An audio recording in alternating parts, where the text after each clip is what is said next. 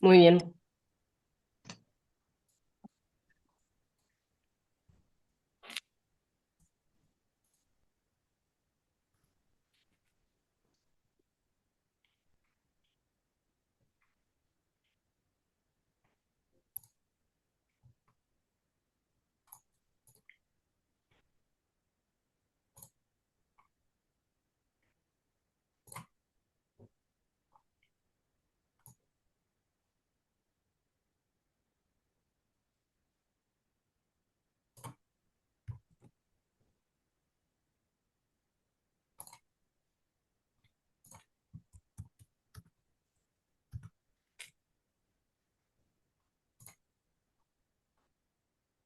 Buenas tardes a todos. ¿Me escucháis bien? Sí, Muy bien. Para no perder costumbre, vamos a empezar en punto, ya que como vamos a hacer un poco de introducción y repaso, así damos tiempo a la gente a que se vaya conectando. Bueno, gracias de nuevo por estar aquí hoy también. Tenemos la sesión número 3. Hoy vamos a hablar sobre el tipo de exposición que se puede tener en este mercado. Entonces, cuáles son las distintas estrategias que se pueden tomar para apostar por la tecnología blockchain y qué riesgos tiene según esta estrategia. Con esta tercera sesión empezamos ya invitando a ponentes especializados. Hoy tenemos con nosotros a Carlos de Andrés, que es director de ventas en Wisdom Tree, que trabaja estrechamente con inversores institucionales aquí en Europa para ayudarles a incorporar este tipo de estrategias, pero otro tipo también de ETPs. Wisdom Tree es una gestora global que está especializada en productos cotizados y que en los últimos años especialmente han desarrollado una plataforma muy relevante de productos cotizados sobre activos digitales, como nos contará luego, ¿vale? Carlos nos va a explicar cómo funcionan estos vehículos y cuál es su papel dentro del ecosistema cripto. En la sesión de hoy la hemos dividido en tres bloques grandes. Primero voy a hacer un súper breve repaso de las dos primeras sesiones por si alguien acaba de aterrizar en esta serie, eh, para que los conceptos más globales no se pierdan. Luego, ya metiéndonos en la sesión de hoy, primero vamos a ver, nos va a presentar Carlos el caso cuantitativo de, oye, ¿qué implicaciones tiene invertir en activos digitales o qué implicaciones ha tenido invertir en activos digitales para una cartera institucional y diversificada? Luego yo haré un breve repaso de lo que son las distintas opciones de exposición a la tecnología. Y finalmente, Carlos nos va a explicar en profundidad qué conlleva y qué implicaciones tiene y cómo se debería considerar el introducirse en este mercado a través de los ETPs. Entonces, antes de nada, súper breve repaso de lo que hemos visto hasta el momento. En la primera sesión hablamos sobre la tecnología blockchain y qué es exactamente para entender, oye, cuando estoy comprando Ethereum, ya sea a través de un ETP o directamente, exactamente qué estoy comprando, por qué estoy apostando, ¿no? Y entonces ahí hicimos hincapié en que blockchain no es más que una red o una infraestructura que lo que hace es replicar miles de bases de datos que están conectadas entre sí. Y lo que nos permite es ese Internet del valor, el poder transferir a través de Internet archivos digitales con valor, ¿vale? Vimos que es equivalente cuando hablamos de protocolo, proyecto, red, es todo, estamos hablando de lo mismo, sobre todo cuando hablamos de las redes de blockchain tipo Ethereum y Solana. Y luego en la última sesión nos metimos más en detalle en los tokens, qué eran exactamente los tokens. Y ahí vimos que a mí me gusta categorizarlos en dos grandes grupos. Por un lado está el token nativo de las redes, que es la gasolina que hace que las distintas redes funcionen y que al final no es más que el incentivo con el que pagamos a los que mantienen la red funcionando, las luces encendidas, ¿no? Y luego están el resto de tokens, que son todo aquello que se transfiere encima de una de estas redes. por ejemplo, todo aquel token que se registra y se transfiere, por ejemplo, a través de Ethereum. Vimos cómo podríamos establecer un marco de valoración en las redes de capa 1, en las redes tipo Ethereum, y cómo era importante entender todos los aspectos económicos que hay detrás de los incentivos de esa red, ¿no? En Ethereum estuvimos viendo pues cómo es el sistema de emisión, por dónde puede venir la demanda, cómo funcionan las fees, etcétera, etcétera. Ahora, en esta sesión, vamos a ver el, oye, si me creo la película de esta tecnología, si creo que blockchain se puede convertir en el Internet del valor, ¿cómo puedo apostar por ello? ¿Cómo puedo comprar esta gasolina? Como puede ser Ethereum, Solana y similares. Eso es lo que vamos a tratar hoy. Y ya, Carlos, te doy paso si nos quieres contar un poco primero sobre Wisdom Tree y ya luego entrar con la materia. Muy buenas tardes a todos. Gracias por la invitación a CFA y a ti, María. Y, y enhorabuena por la iniciativa de hacer estos ciclos formativos. Los activos digitales o las criptos, bueno, pues llevan poco tiempo con nosotros, ¿no? Poco tiempo. Algunos ETPs o algunos productos o algunas criptos pues llevan más tiempo, obviamente, pero yo creo que la formación, como en todas las áreas, pues es necesaria. Y en este clase de activo, que poco a poco estamos viendo cómo la regulación pues lo está adoptando mejor, pues qué duda cabe que estos ciclos formativos son más interesantes y más necesarios. Eh, Voy a hacer una pequeña intro sobre Wisdom Tree. Si podemos pasar a la siguiente slide por ilustrarlo mejor. La siguiente, yo creo. Esta, sí, María, gracias. Bueno, pues somos una gestora global especializada en producto cotizado, en producto ETP. Solo ponemos a disposición de los inversores productos ETPs. Tenemos aproximadamente 160 billions bajo gestión a nivel mundial y más de 20 años de experiencia desarrollando soluciones de inversión para nuestros inversores. Desde nuestros inicios, cuando se fundó la compañía, pues nos hemos caracterizado por un enfoque muy centrado en la innovación de índices y en estructuras cotizadas, así como por el desarrollo de exposiciones eficientes a distintas clases de activo. Contamos con presencia global y trabajamos con inversores en Europa, en Estados Unidos, en Asia, ofreciendo acceso a estrategias de renta variable, de renta fija, de materias primas y más recientemente, y con recientemente me remonto al 2019, activos digitales, ¿vale? Que es el topic de hoy. Si nos movemos a la slide número 9, aquí vamos a hablar de lo que mencionaba María al principio, de ese caso cuantitativo, ¿no? Y es que al final cuando hablamos no sé si podemos pasar, María, a la siguiente slide mejor.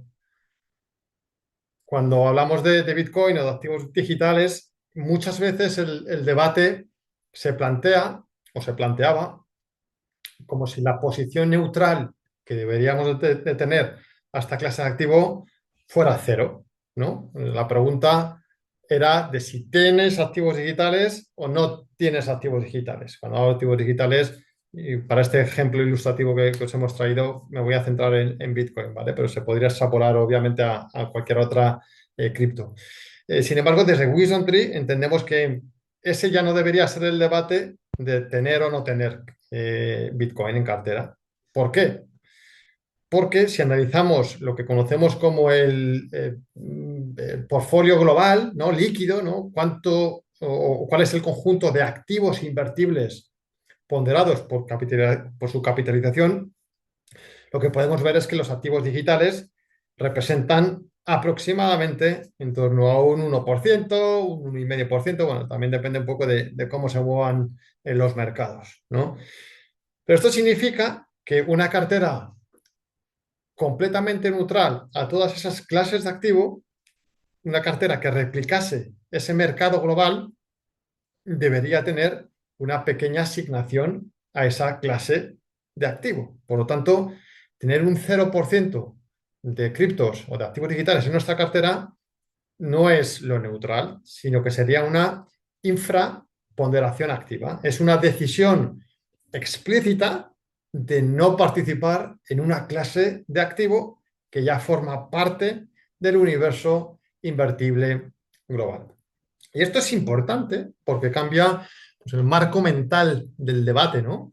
Ya no estamos hablando de si invertir en cripto o no, sino que si estamos hablando de si una cartera diversificada debería reflejar, aunque sea marginalmente, la realidad del mercado global. Y la realidad es que es una clase de activo más. Al igual que tenemos high yield, real estate, commodities, oro, renta variable norteamericana, deberíamos considerar incluir activos digitales o criptodivisas en nuestra cartera.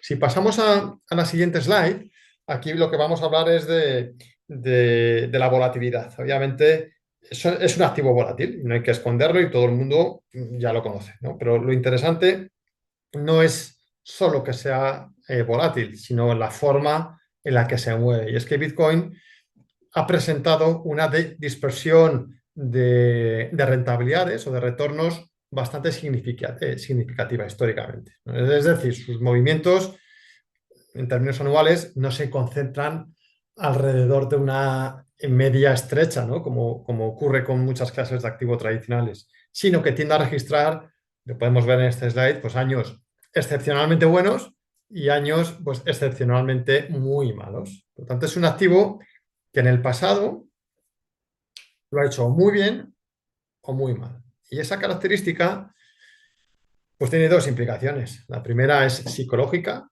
¿no? Al final es difícil mantener o es más difícil mantener en cartera un activo tan volátil si no está bien dimensionado o si el peso no es el adecuado. Y la segunda implicación pues es matemática, que es que esa dispersión extrema que tiene pues genera cierta asimetría. En otras palabras, cuando Bitcoin subía, podía hacerlo de manera pues, muy exponencial, pero cuando cae también puede hacerlo de manera bastante acusada. Pero si el tamaño en cartera es pequeño, la magnitud del impacto negativo pues, va a quedar bastante acotada, mientras que el impacto positivo pues, puede ser relevante, como veremos. Y fijaros que cuando hablo de Bitcoin, eh, si podemos pasar, yo creo, a la siguiente slide. Aquí vamos a hablar de volatilidad y de correlación, pero cuando hablamos de volatilidad de Bitcoin, pues ha caído bastante. Ya no es ese activo tremendamente volátil de 60 y picos por ciento, 70 y picos por ciento de volatilidad que al principio escuchábamos sobre pues que tenía Bitcoin, ¿no? Incluso además ahora actualmente se puede observar que su volatilidad ha caído y invito a algunos de los participantes en este webinar a comparar, por ejemplo, la volatilidad del Bitcoin con algunas de las megacaps o compañías de gran capitalización que todos conocemos. Con algunas no hay muchísima diferencia, ¿vale? Correlación, pues esto es clave, ¿no? En la construcción de carteras, todos lo sabemos. Al final, la rentabilidad esperada importa, pero la correlación también tiene un peso bastante significativo. Y es que al final un activo que es extremadamente volátil puede seguir siendo útil si se mueve de forma distinta al resto de la cartera. Históricamente, la correlación de Bitcoin con la renta variable global, con la renta fija, con el oro, con commodities, pues ha sido relativamente baja. Tenéis ahí los datos, en torno a un 20% o menor de un 20%. Y esto es clave y es fundamental y seguro que todos ya lo conocéis. Al final, cuando añadimos un activo que tiene baja correlación, lo que estamos es introduciendo un motor de rentabilidad que no depende de los mismos factores que impulsan pues, las otras clases de activo, como acciones, bonos o materias primas. La correlación, también lo sabéis, no es estática, en determinados momentos del mercado, momentos de estrés, pues puede aumentar temporalmente o en fases de euforia generalizada, pues también puede esa correlación subir, ¿verdad? Pero lo relevante es que en promedio o en el largo plazo esa correlación es relativamente baja, o sea que Bitcoin ha mantenido un perfil de correlación estructuralmente bajo frente a clases de activo tradicionales, ¿no? Y esto tiene una consecuencia muy interesante, una consecuencia directa, ¿no? Que es que reduce el riesgo agregado cuando el peso que le asignamos pues es pequeño. Y es algo que podemos ver en la siguiente, en esta slide, efectivamente. Aquí vemos un caso práctico de qué pasa cuando empezamos a añadir Bitcoin a nuestra cartera. Partimos de la cartera 60-40 y lo que hacemos es incluir Bitcoin en distintos pesos, un 1%, un 3%, un 5%, un 10%. Y al final, lo que podemos ver, y ahí tenéis las métricas principales con las que todos estamos más acostumbrados a trabajar, menos en el mundo de la gestión de activos o del asesoramiento, es que, punto uno, con un 1%, que sería el peso neutral, nuestro peso neutral, conforme el peso que tiene en la cartera global de mercado que explicaba antes, podéis ver cómo la rentabilidad anualizada mejora de manera significativa, el ratio de Sharpe aumenta también, el ratio de información aumenta también y algo muy relevante que tiene que ver con esa volatilidad que hablamos anteriormente, el drawdown aumenta, pero de manera muy marginal. Por lo tanto, podemos concluir que en base a métricas cuantitativas, añadir pequeñas porciones o proporciones de Bitcoin en una cartera 60-40 tendría un impacto positivo. Me he centrado en el ejemplo del 1%, podéis ver cómo con distintos pesos, obviamente esas métricas van cambiando, pero en la mayoría de los casos son favorables.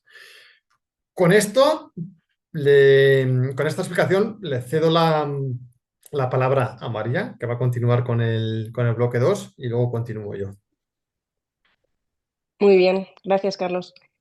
Entonces, una vez hemos visto el si tiene sentido o no invertir y cómo el no hacerlo ahora ya es una decisión activa de infraponderación, la siguiente pregunta sería, oye, para un inversor institucional, ¿cómo lo hacemos? Y la realidad es que en activos digitales esa pregunta es especialmente importante porque el vehículo de inversión no solo determina la exposición económica que vamos a tener, pero también va a determinar la relación que tenemos con la red y el riesgo que estamos asumiendo. Entonces, en activos tradicionales que normalmente damos por sentado que comprar el activo y tener la exposición económica es prácticamente lo mismo, aquí en activos digitales no siempre se cumple esa condición. Por eso yo he planteado el espectro de inversión con un eje muy sencillo que por un lado tiene la exposición económica pura y en el extremo opuesto tenemos la participación directa en la red. Según nos movemos a lo largo de este espectro, cambian varias cosas.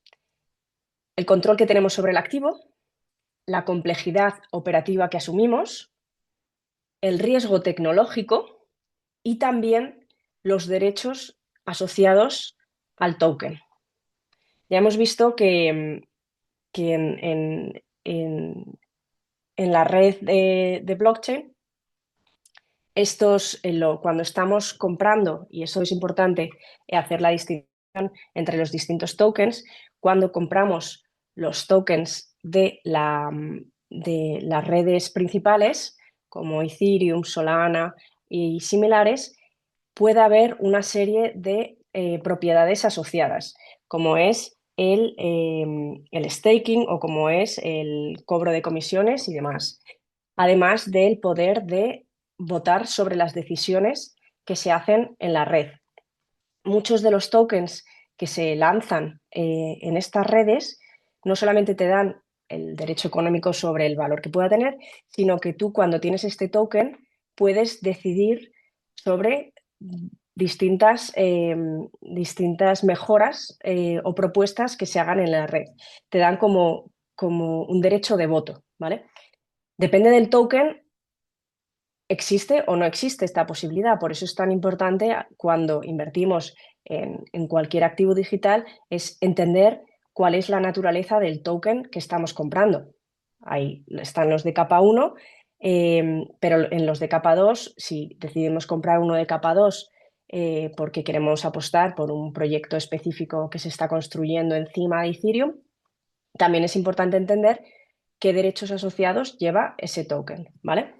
Y eso es a lo que me refiero con la participación on-chain. Entonces, en el primer grupo de exposición tenemos la exposición económica pura, que vendría a ser como los wrappers financieros sobre el activo digital.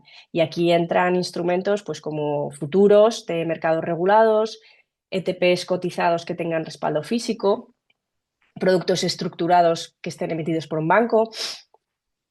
Todos estos productos, la característica común que tienen es que no hay una interacción directa del inversor con la red blockchain. El inversor lo que obtiene es exposición al precio del activo, pero no posee el token en el sentido técnico que conlleva, ¿vale? Y esto tiene dos implicaciones. La primera es que no tienes esa tenencia on-chain. Y la segunda es que no te da acceso. Aquí hay algunas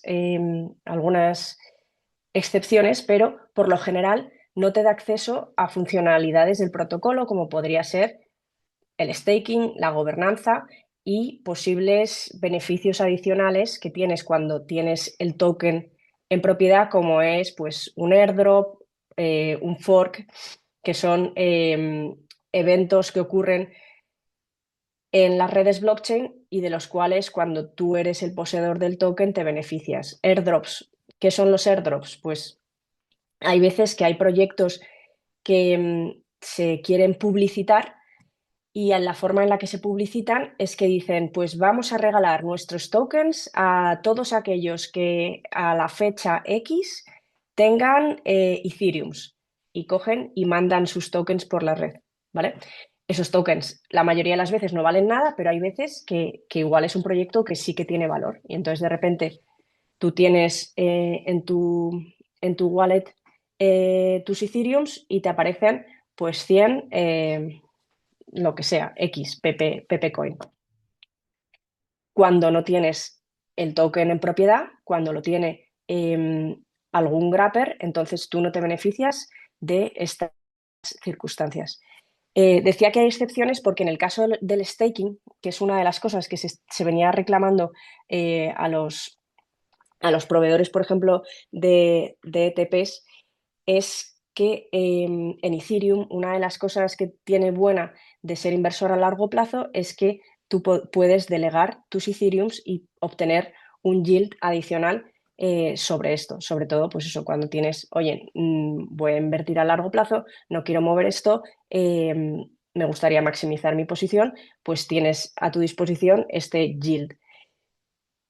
Inicialmente no les permitían a los proveedores de ETPs ofrecer staking regulatoriamente. Ahora cada vez más empiezan a hacerlo y creo que en Wisdom Tree, por ejemplo, ya han empezado a hacerlo con ETPs como con el de Ethereum y el de Solana. Luego en el segundo grupo tenemos lo que llamamos exposición delegada a través de un gestor. Aquí encontraríamos estructuras como son pues, los fondos de distinto tipo que tengan exposición a cripto, hedge funds especializados o ya fondos venture capital que estén dentro del ecosistema. En estos casos el inversor tampoco interactúa directamente con la blockchain, pero sí existe una tenencia del activo dentro del vehículo, ¿vale? Normalmente a través de custodios especializados. La diferencia clave en este caso es que la decisión sobre cómo se estructura esa exposición la toma el gestor. Entonces, en este bloque o en este tipo de vehículos, la variable que es crítica es la due diligence del propio gestor. Hay un elemento aquí que es que el gestor no solo gestiona el riesgo de precio, porque elige en qué activos quiere invertir, cuándo comprar, cuándo vender, etcétera, sino que además también gestiona todo el riesgo operativo de la custodia y de la gobernanza. Aquí tú como inversor le estás delegando tanto la operativa como gran parte del riesgo tecnológico, ¿vale? Y luego en el último extremo tenemos ya la exposición directa al activo on-chain. Y aquí lo puedes hacer de dos formas, mediante utilizando un custodio institucional, donde las claves privadas te las gestiona un custodio especializado, pues como podría ser Coinbase Prime, o haciendo tú tu propia autocustodia, en la cual tú gestionas tus propias claves y puedes interactuar directamente con los protocolos, con las aplicaciones DeFi y acceder a todo lo que ello conlleva, como participación staking, beneficiarte de los forks y los airdrops, etcétera, ¿no? Aquí también implica asumir una mayor complejidad operativa muy alta y también tecnológica. Dependes de los protocolos con los que estés tratando y de la tecnología con la que gestiones, pues eso, el guardar tus claves, etcétera. Entonces, esta distinción es el motivo por el que en activos digitales el vehículo de inversión es una decisión estratégica y no solo operativa, porque estás decidiendo cómo tener exposición a la tecnología, es decir, al avance de la tecnología y al precio, pero también tiene unas consecuencias operativas y de riesgos asumidos que hay que tener en cuenta, ¿vale? ¿Cómo creo que hay que planteárselo a la hora de evaluar los distintos instrumentos? Oye, quiero invertir en Ethereum y hay miles de opciones. Puedo hacerlo a través de un fondo, puedo hacerlo a través de un ETP, podría hacerlo a través directamente de un exchange y gestionar yo mis propias cuentas.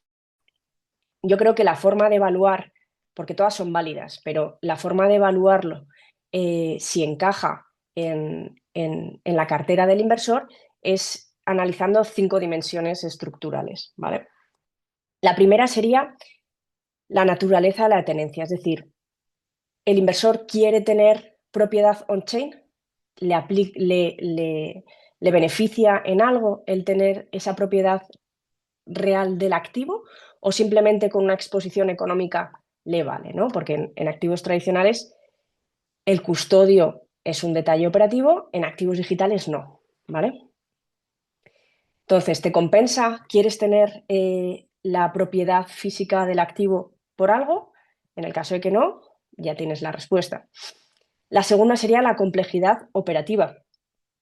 Un ETP lo puede gestionar cualquier equipo financiero sin ninguna infraestructura adicional. Sin embargo, una custodia directa requiere instalar wallets, gestionar llaves, protocolos de acceso, protocolos de, de contingencia. Esa brecha operativa es real y tiene un coste que quizá a un inversor institucional no le compensa. Luego está la dimensión del riesgo operativo dominante. Es decir, y esta es una de las cosas que más me gusta destacar, ¿vale? Porque es un poco contraintuitivo. En activos tradicionales, el riesgo operativo es totalmente residual frente al riesgo de mercado que asumes cuando inviertes en un producto financiero. Sin embargo, en cripto, el riesgo operativo puede superar con creces el riesgo del propio mercado. Si tú inviertes en un activo digital y decides ser tú el autocustodio, si pierdes las claves, lo pierdes todo y además es una pérdida que es irreversible, o sea, no hay nadie al que le pueda reclamar. Entonces, hay que saber ponderar ese riesgo para ver si te compensa las otras alternativas. Luego está la operativa de liquidez, o sea, la dimensión de liquidez. Los activos digitales operan 24/7, pero no por ello significa que todos los vehículos tengan esa liquidez. Un ETP cotiza intradía. Los fondos, pues depende del fondo, pues mensual, diario, semanal. Entonces, por aquí por este lado tienes que ver la liquidez que tú requieres, pero también tienes que entender que hay una desconexión entre la liquidez del activo subyacente y la liquidez de algunos vehículos y ver si ese riesgo específico a ti te afecta en alguna manera. ¿Por qué? Pues porque, por ejemplo, en cripto las mayores volatilidades suelen darse los fines de semana. Si inviertes a través de un ETP, sabes que si ocurre algo durante el fin de semana en el mercado cripto, no vas a tener respuesta. Pero quizá a ti eso no te importa porque tú estás invirtiendo a largo plazo. Entonces, eso no va a ser un problema. Pero si estás quieres comprar para hacer otro tipo de estrategias más de corto plazo, entonces, en ese sentido, un ETP puede no encajar con tu perfil de liquidez. Entonces, es importante entender que hay una desconexión entre el tipo de liquidez que hay de unos vehículos con el activo subyacente. Y por último, está el encaje regulatorio y contable, que la realidad es que para muchas instituciones este aspecto a veces es determinante porque muchas veces quieren invertir, pero directamente no pueden, pues porque no se lo permiten internamente, porque la forma en la que tienen que contabilizarlo no está aún adecuada. Entonces, ver qué implicación contable tiene cada uno de los instrumentos también te puede ayudar al decidir cuál es el más conveniente actualmente para ti, ¿vale? Y este sería un poco las 5 cosas que yo creo que desde el punto de vista institucional y si quieres entrar en el mercado debes valorar para así poner la balanza donde mejor te vaya a encajar. Ahora bien, la realidad es que si hay una estructura que yo creo que en este momento resuelve mejor el equilibrio entre simplicidad operativa, acceso al activo, eh, captura de parte de las propiedades on-chain y luego un marco regulatorio ya claro para inversores institucionales ahora mismo en Europa. Yo creo que la estructura actual preferente son los ETPs, porque lo puedes invertir en cualquier momento, puedes empezar ya y te da una exposición al desarrollo de la tecnología desde el momento uno, sin tener que pensar el cómo voy a resolver esto regulatoriamente, cómo voy a resolverlo operativamente, y por lo menos ya empiezas a experimentar sobre todo el riesgo mercado y el decir, oye, ¿cómo integro esto en mi cartera con la volatilidad? ¿Cómo lo voy familiarizando con el board, con el equipo de inversión? Y, y ya a partir de ahí, una vez ya empiezas a adentrarte, pues ya puedes empezar a explorar si ya quieres, te merece la pena el explorar otras alternativas. Pero como una primera puerta, a mí me parece que los ETPs tienen la mejor solución global. Así que ahora le voy a dar paso a Carlos, que nos va a contar en más detalle cómo funcionan, qué implican y ya a partir de ahí pasaremos a las preguntas para que resolváis cualquier duda que podáis tener. Genial, muchas gracias, María.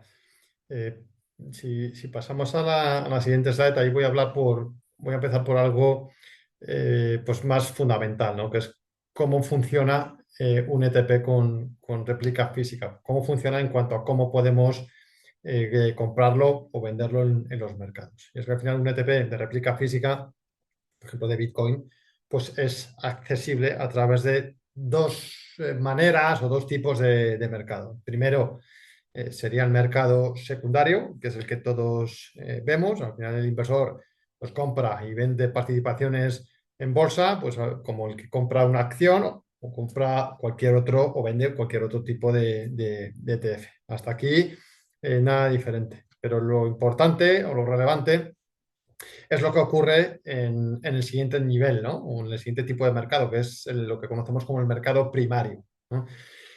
Que es aquí donde intervienen una figura que llamamos participantes autorizados o market makers, ¿no? Y es que al final el proceso de creación funciona de la siguiente manera. Cuando hay una demanda por nuevas participaciones, alguien quiere comprar, ¿no? Pues mete la orden y lo que va a hacer el market maker es entregar esa cripto y crear nuevas participaciones. Se van a crear, el emisor crea nuevas participaciones. Lo que es interesante y lo que es relevante es que no se emite ninguna participación hasta que la criptomoneda ha sido recibida y nuestro banco custodio ha confirmado, perdón, no banco custodio, nuestro custodio en general, ha confirmado la recepción de esas criptos. Y eso es muy importante y relevante porque asegura algo muy importante, que es que cada participación emitida está respaldada por el activo subyacente. Aquí, fijaros, no estamos hablando de exposición sintética, no estamos hablando de swaps, no estamos hablando de contratos de derivados, es un respaldo total. Y esto tiene implicaciones directas, por ejemplo, en el tracking, la transparencia y en el control de riesgo estructural. Obviamente, cuando hay reembolsos, pues el proceso sería la inversa del que he explicado anteriormente. ¿Vale? Si pasamos a la siguiente slide, aquí lo interesante sería ver, bueno, ya entiendo la estructura, pero vamos un poco a lo práctico, ¿no? Al final, ¿por qué una institución, una gestora, debería utilizar un ETP como vehículo? Y esto es algo que apuntabas tú, María, pues hace unos minutos, ¿no? Hay varias distinciones que podemos hacer en las que consideramos que el inversor institucional y profesional pues debería mirar a los ETPs pues, con buenos ojos. El primero sería que ya existe una familiaridad y una eficiencia operativa con este tipo de productos. Al final, un ETP es ante todo una solución, digámoslo, familiar para todos los inversores. ¿Por qué? Porque al final se compra como una acción o como un ETF del Standard Poor's. Se compra y se liquida, ¿vale? Hay una cosa también muy relevante y es que se integra en los sistemas de riesgo de la misma manera que donde ya hay acciones o hay otros ETFs. Y esto implica que aparezca pues de manera automática, por ejemplo, en el reporting habitual que los gestores pues, tienen que presentar, ¿vale? Otro de los factores tendría que ver con la custodia institucional que ofrecen los ETPs, ¿no? Y esto está muy relacionado con la seguridad del producto. Al final, los activos subyacentes de un ETP físico se almacenan bajo estándares institucionales en cuanto a ciberseguridad y seguridad, que llamamos el cold storage, ¿vale? Es interesante saber si el emisor pues, tiene un modelo de custodio único, de doble custodio, ¿vale?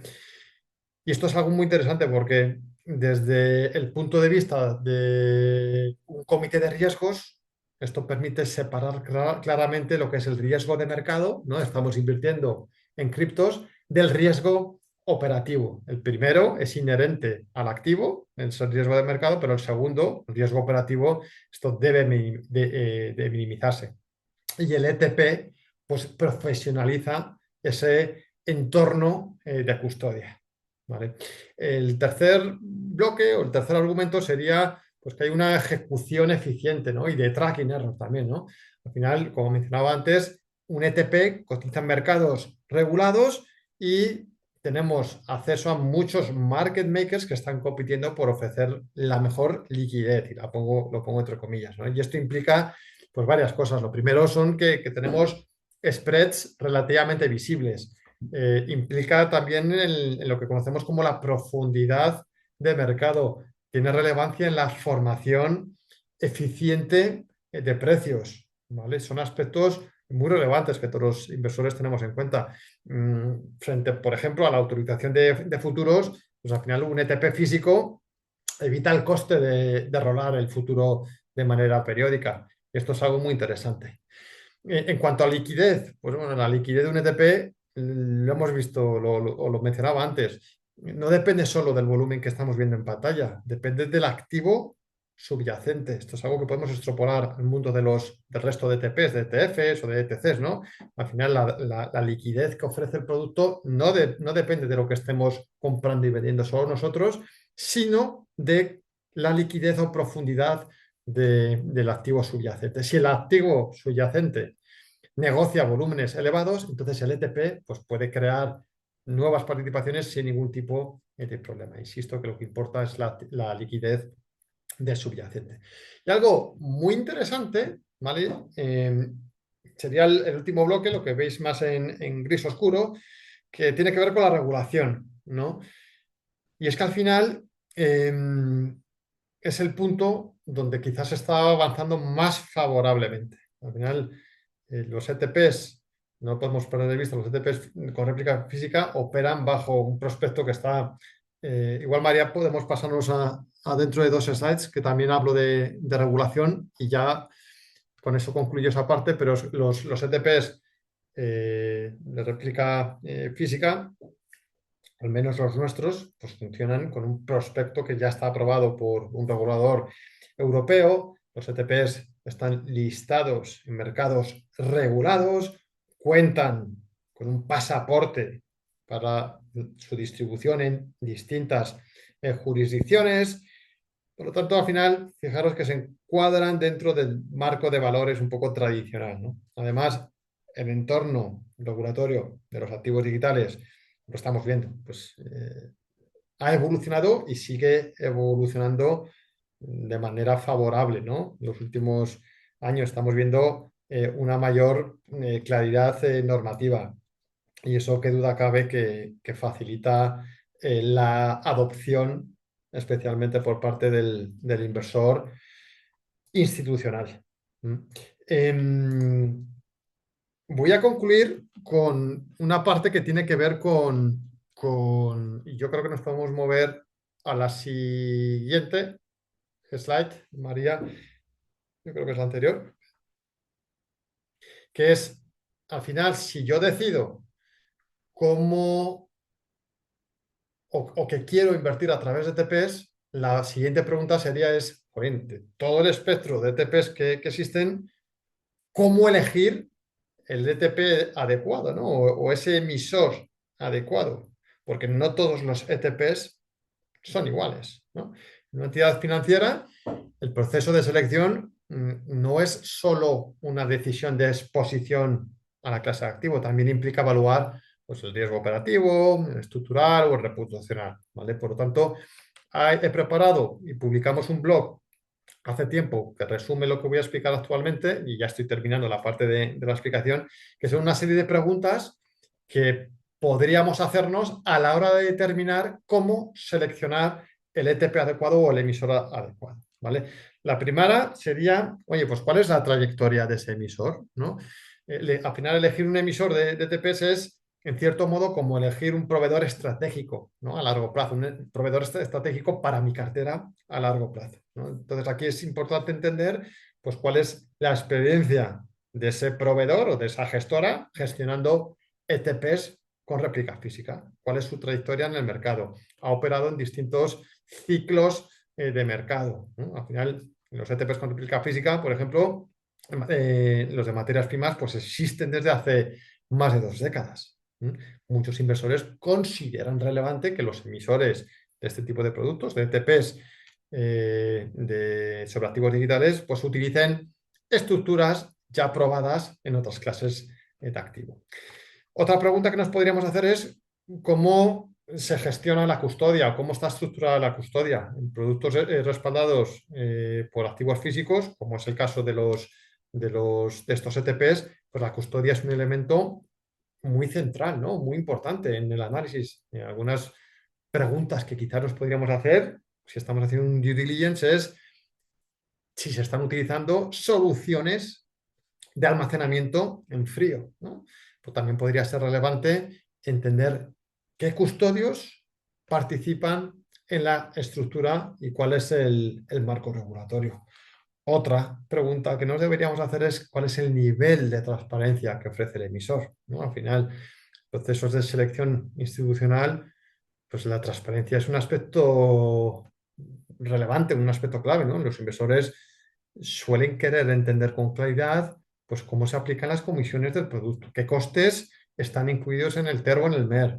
En otras palabras, pues disponer de información clara y accesible, ya que esto facilita o debería de facilitar el análisis y la comparación entre distintos emisores. Y otro aspecto, ya concluyo, que nos podríamos preguntar a la hora de seleccionar el ETP o el emisor del ETP sería dónde cotiza, por ejemplo, el producto y en qué divisa puedo comprarlo, porque al final pensar que Europa pues es un mercado fragmentado, hay muchas bolsas, no todos los ETPs cotizan en todas las bolsas, por eso conviene analizar pues en qué mercados está listado el producto, qué nivel de liquidez presenta en cada bolsa, si la gestora está en capacidad para facilitar lo que se conoce como un análisis pre-trade, ¿no? Antes del trade, ¿no? A su equipo, por ejemplo, de mercados capitales, pues para estimar pues, cuáles son los spreads de mercado o el impacto del mercado, incluso testear posibles estrategias de ejecución. Concluyo, al final, elegir un ETP de cripto no es solo elegir, quiero exposición a la clase de activo, es elegir una estructura, es elegir un emisor, es elegir una infraestructura operativa. Por eso yo creo que hay que hacerse las preguntas adecuadas pues antes de o cuando estamos en el proceso de selección. Con esto concluyo y vuelvo a dar la palabra a María. Muchas gracias, Carlos. Súper interesante. Aquí una cosa que ha estado explicando Carlos y que a mí me parece muy importante a la hora de evaluar ETFs, ETPs, es el proceso de creación, de emisión de las notas, porque, como decía Carlos, no es lo mismo que en el momento de compra te estén emitiendo tu propia nota con el respaldo directo de esa nota, como ocurre con los ETPs en Europa, que el proceso de creación que se hace en Estados Unidos, que no tiene nada que ver, porque eso no solamente afecta a, al tracking que puedes tener de lo activo, pero también, como él decía, a la liquidez a la que tú estás accediendo. Porque si en el momento de compra ese proveedor lo que está haciendo es directamente comprar ese activo por ti y generar esa nota, eh, la liquidez del producto que estás comprando no es la de la que ves, ¿no? Como decía Carlos, en pantalla de ese ETP en concreto, es del mercado en el que ellos estén ejecutando esa emisión, que es muchísimo más grande que lo que tú puedes estar viendo de ese producto en concreto. Mientras que cuando lo haces a través de, de los ETFs americanos, que tienen un proceso totalmente distinto, ahí la interacción con el mercado subyacente, cripto, es distinto. Entonces, bueno, hay una serie de matices bueno, que hay que tener en cuenta y que pueden afectarte a la hora de tomar la decisión. Entonces, muy interesante, Carlos. Gracias.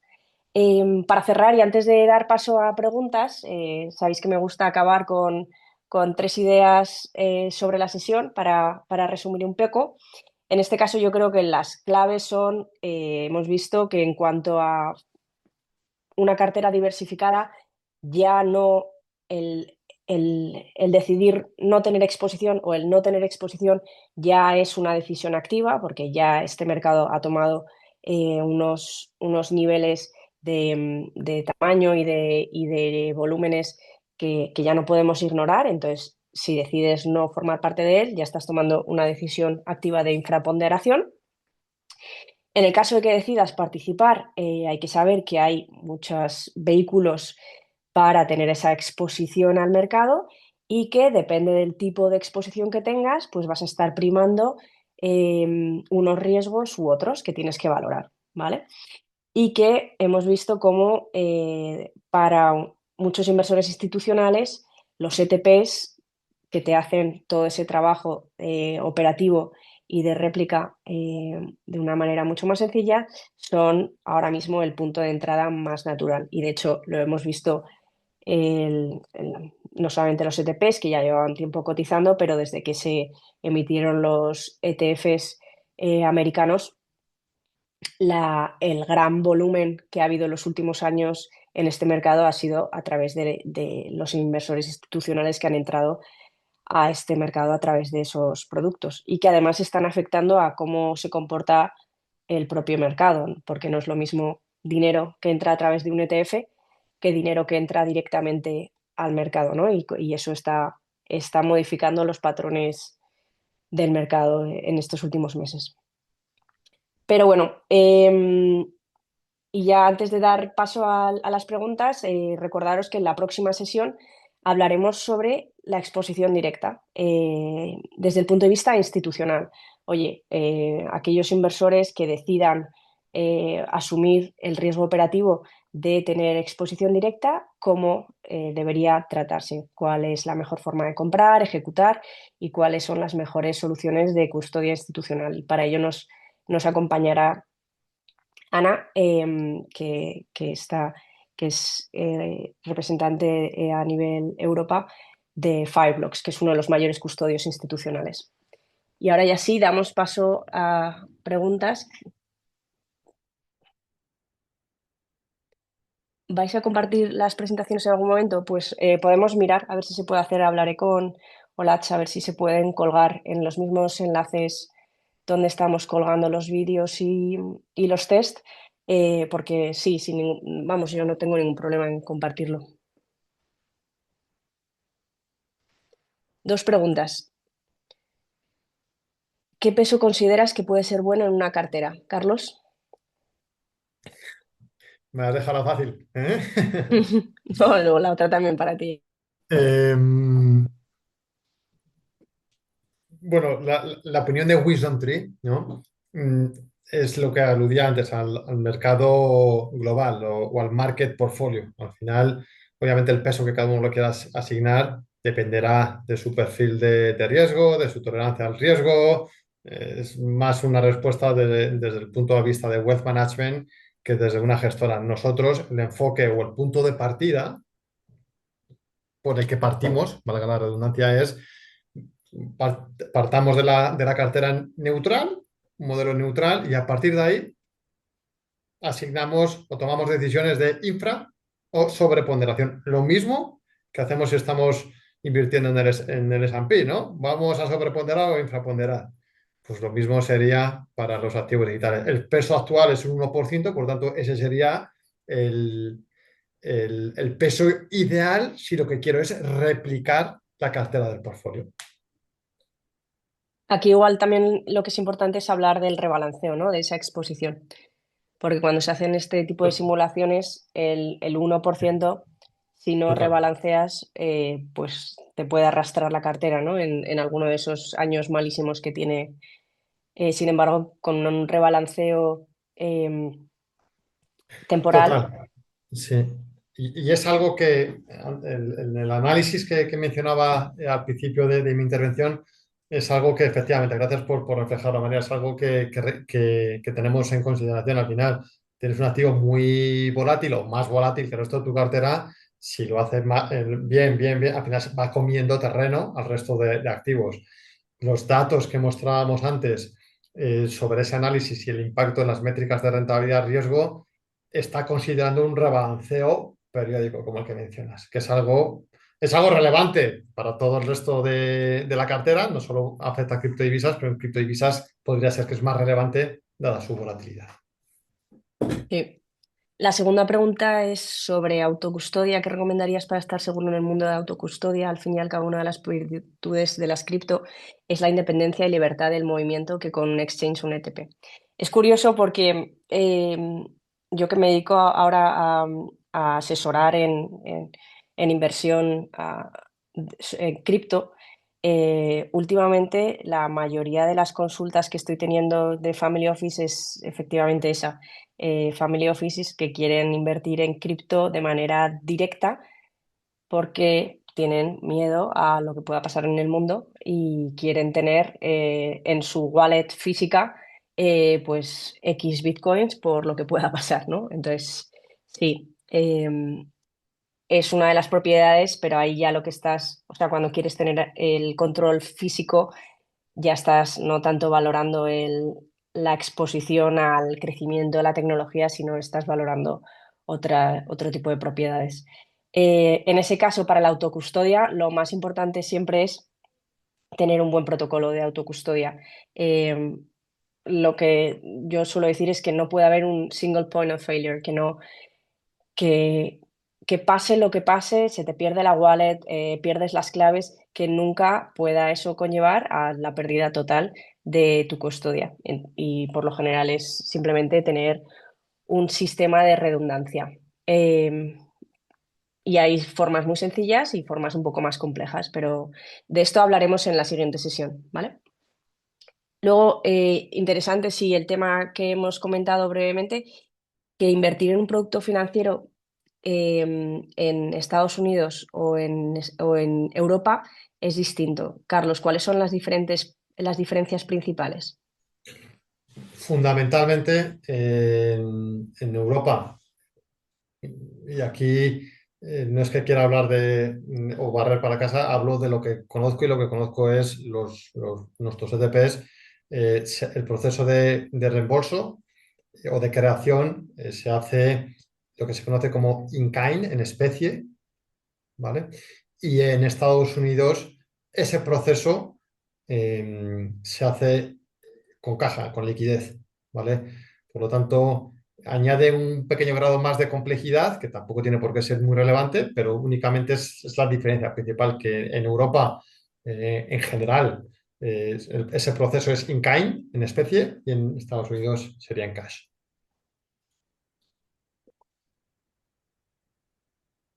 Y eso con las consecuencias que tiene en liquidez y tracking, ¿no? Porque tiene impacto sobre la liquidez y el tracking. Efectivamente, al final no es lo mismo que directamente ya el market maker te entregue los bitcoins y tu banco custodio lo recepcione y te diga que ya los tiene bajo custodia. Eso es muy distinto a que el market maker me dé el liquidez cash y yo tenga que ir a comprar esos bitcoins. ¿Vale? ¿Por qué? Porque al final no es lo hemos visto antes, no es un mercado muy centralizado. Tengo que ir a distintos exchanges y eso te puede llevar un tiempo. Entonces, si te puede llevar un tiempo que sea mínimo el hecho de comprar esos bitcoins para poder crear nuevas participaciones, eso implica que el producto no está 100% en todo momento respaldado. ¿Por qué? Porque hay un tiempo en el que hay que comprar esos bitcoins. Eso Cuidado, es. que no es por que es mínimo, que no está teniendo impacto, pero es una diferencia. Em, Sobre los trading hours de las distintas formas de tener exposición. ¿Hay alguna forma de conseguir el acceso 24/7 de las cripto a través de ETPs u otros productos? Bueno, Es- si los mercados están cerrados, no está cotizando, por lo tanto, no podríamos. Esto es como la noticia que lanzaron hace unos meses, ya no recuerdo en qué trimestre, pero que querían dejar el mercado abierto de renta variable global, ¿no? sí. 24/7. Sería lo mismo, ¿no? No, Es- entonces la respuesta es que no, que a través de los ETPs está sujeto a la liquidez del mercado en el que cotice ese ETP. Si quieres acceso 24/7, solo a través de cripto, o sea, de exchange cripto directo. Mm. Yo lo que sí que he visto es cuando ha habido algún evento importante durante mercados cerrados, es pues gente abriendo posiciones inversas en los mercados cripto para luego deshacer el lunes cuando abrían las de ETPs. Es una forma que tienes, pero lo que pasa es que ya ahí estás duplicando contrapartidas. Eh, ¿Habéis observado el empleo de ETPs como colateral en repos o secure lending y que se esté aceptando por instituciones bancarias europeas? yo no he visto nada, No, yo creo que justamente. tampoco. No, al final, normalmente cuando pones de colateral ETPs o cuando te dejan poner ETPs, que no es normal en general, se suelen pedir productos que tengan muchísima liquidez y que tengan poca volatilidad, ¿no? Porque si no, estás sujeto a un colateral muy volátil que no creo que te vaya a aceptar una institución bancaria, pero bueno, tiempo al tiempo.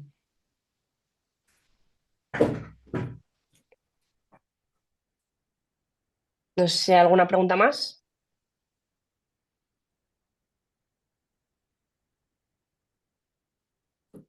Yo sí que te iba a preguntar, Carlos, para cerrar, em, el tema de activos bajo gestión dentro de los proveedores de TPs, ¿tú crees que es un factor relevante a analizar o no? Yo creo que habría que mencionar, aquí habría que mencionar un aspecto interesante. Al final, los activos bajo gestión siempre se han linkado a, bueno, contra más activos bajo gestión tenga, mayor liquidez tiene el producto, ¿no? Para abastecer órdenes de compra y venta. Pero es que aquí, cuando hablamos de TPs, insisto que al final lo que depende es la liquidez del subyacente. ¿Verdad? O sea, si mi ETP tiene 1 millón y mi otro ETP tiene 10 millones, pero ambos están bajo el mismo subyacente, al final la liquidez implícita viene del subyacente, de cuántos bitcoins, ¿no? Ujú. Se están negociando. Por supuesto que es interesante y es relevante, ¿vale? Pero creo que también habría otras preguntas que nos tendríamos que hacer, ¿no? A la hora de seleccionar un ETP, como son las que mencionaba anteriormente. Y respecto Mm. a la custodia de los ETPs, em, ¿ya es algo que se está estandarizando o hay muchas diferencias entre los distintos proveedores? Yo aquí, o sea, al final, un poco el estándar del mercado obviamente es tener un custodio pues que tenga pues, un track record interesante, que tenga experiencia, al final, pues como en otros aspectos, ¿no? Pero al final sí que de manera generalizada ese servicio de custodio te lo está dando un ente, una compañía institucionalizada y con grados de ciberseguridad bastante altos, o unos estándares bastante altos, ¿no? En nuestro caso, por ejemplo, trabajamos con doble custodio, incluso, ¿vale? Habrá otros emisores que solo tengan un custodio. Pues bueno, pero al final yo creo que la pregunta es, ¿qué prefiero, custodiarlo yo o que me lo custodie una compañía profesional en custodia de activos? Cada uno ya ahí tendrá su propia respuesta, ¿vale? Listo. Pues nada, yo por mi lado no tengo tampoco más preguntas, Carlos. Pues muchísimas gracias, un placer estar aquí. Nada, gracias a ti por acompañarnos. Un saludo a Gracias. todos. Gracias. Gracias. Gracias. Hasta luego. Chao.